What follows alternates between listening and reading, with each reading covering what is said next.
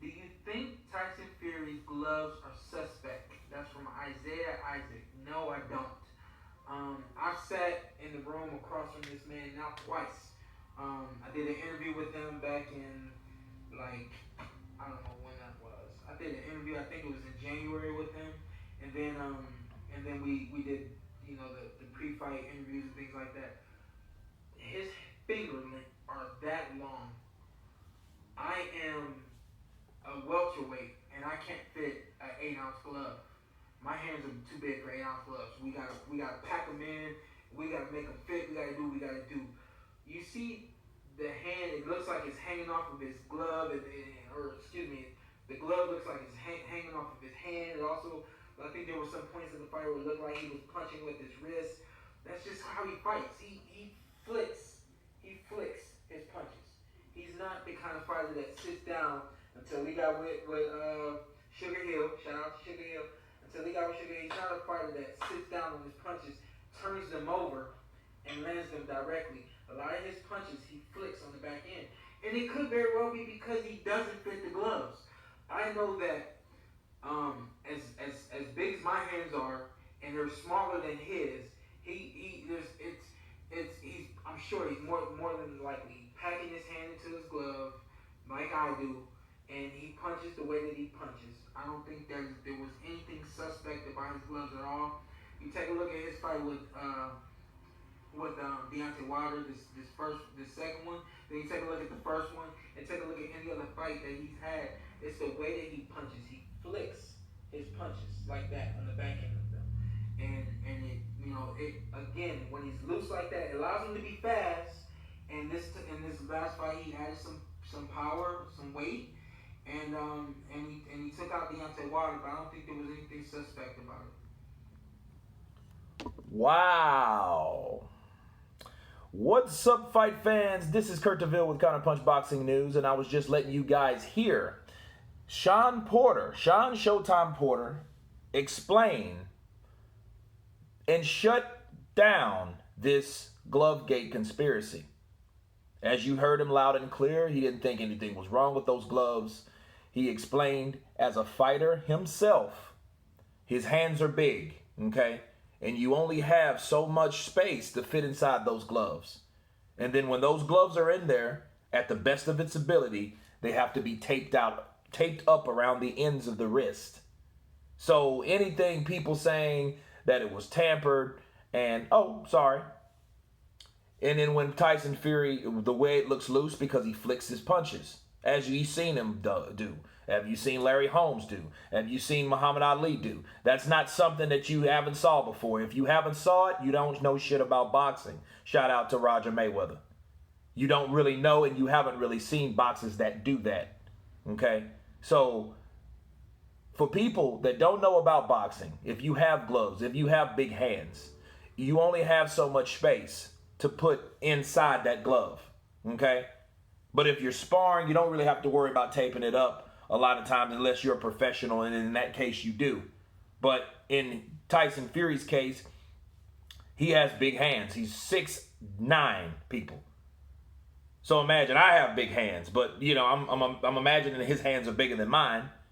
So he only has so much space to fit in there. So for him putting his fist in the wrist gloves, it's just stupid. Okay? Because like I said before, I believe I've said this before. If you try to put or concoct your fist inside a wrist area, which is stupid, okay, first of all, it'll fall off. Right? Because you already got to force it down in there. So if you force it out and then the tape is at this area and you're trying to punch with this shit, it's going to eventually fall off. People are going to see it. And if you guys watch a boxing match, you saw many times when the referee has stopped the fight because they had to retape the gloves because the tape was loose. So they make sure that's what it is. That's what the ref is for. He sees that. And before the ref sees that, the officials see that. Right? And along with the officials, the other side sees that. The trainer from the other fighter sees that. Okay, so Mark Breland saw that or JD saw that, whichever one was present. They saw him wrap them damn gloves. If they didn't, it wouldn't have been no fight. If they were smart, because there would be no way in hell there would be nobody on the other side of that team for the opposite team to see how those gloves were wrapped. So let's stop that. And then Shawn Porter's a PBC fighter. Now I can tell you one thing, he's going to get blasted by people that don't know shit about boxing. Young Farrell and people like that. And the shame on these LDBC guys because they supposed to be boxing fans and they supposed to know a little bit about fucking boxing. Okay? To jump on that bandwagon because your champ, your king, was stupid enough to blame it on the fucking costume. That's what this is about. Your champion was dumb enough to say or to make up an excuse, I didn't feel right because of the costume. But then he comes back and say, you know what? I just felt like a zombie. Okay, well, which one is it? You felt like a zombie, you had an off night, okay? But then you didn't even come with the costume bid. But see, the people that vouch for you, your quote-unquote fans, but they're not really. Those guys are not fans about boxing. Those guys don't even know boxing. Young Farrell is not a boxing channel. He decided to get into it because he seen, oh, a black guy got beat by a white guy. Oh, that's my cue to jump on in. And that's what he did. And that's what he's doing. And people are listening to it. But the people that are listening to it, they are about racial conflict. They're not about boxing conflict. This is a boxing issue that they're trying to make a racial conflict, but it ain't. You know what I mean? So I advise anybody to hear this glove gate and the petition, stop that shit. Because Shawn Porter has no reason to lie about anybody to anything, about nothing. Why? Because he's a PBC fighter along with Deontay Wilder. Okay? And this is the second guy because remember, what's the other fighter that fought Erislandy Lara and lost? I forget his name right now, but he was a Mayweather fighter. That's still Al Heyman, okay? So, and he said that's ridiculous.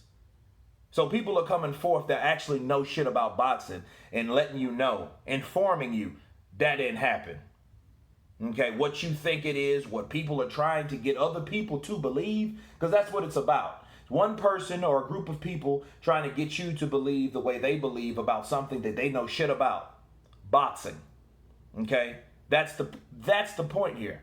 Shawn Porter knows about boxing. Shawn Porter has big hands. He just showed you and explained, if you heard him, you don't have much room in those gloves. You have to push them down in there to make them fit. Okay? And in time they do stretch, but then at the end they tape them up.